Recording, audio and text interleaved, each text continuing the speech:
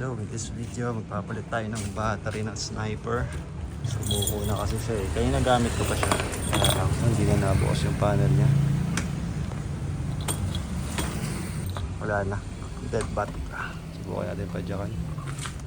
Pwede pa bang magamit?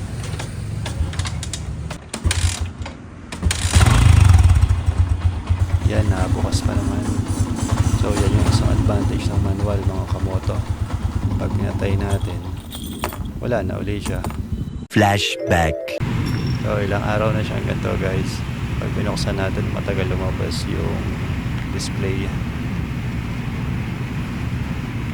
Tapos nagbiblink yung check engine. Tapos may 96 dito sa baba. Bali yung error code natin.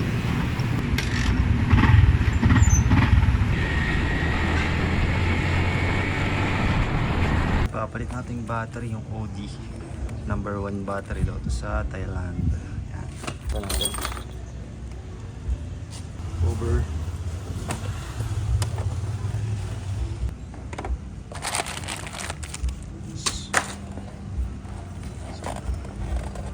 Yan. Yung stock na battery. Kailangan ito yung lock.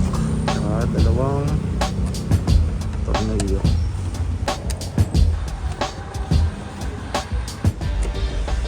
Unang tinatanggal yung black, unang tinatanggal yung red. Sa pagkakabit naman, yun na yung red.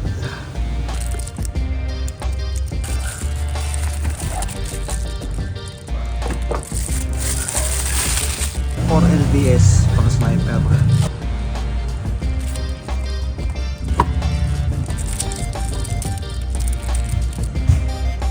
Kaya natin itong nasa loob.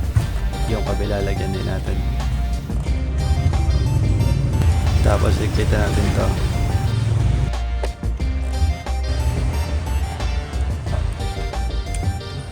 Battery ka. Goma.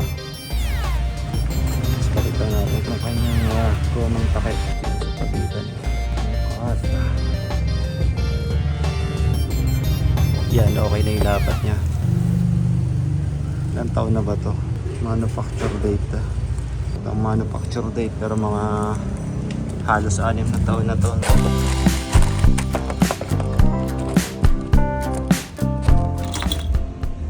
Yun, okay na. So, ito naman yung susunod na papalitan natin mga lods.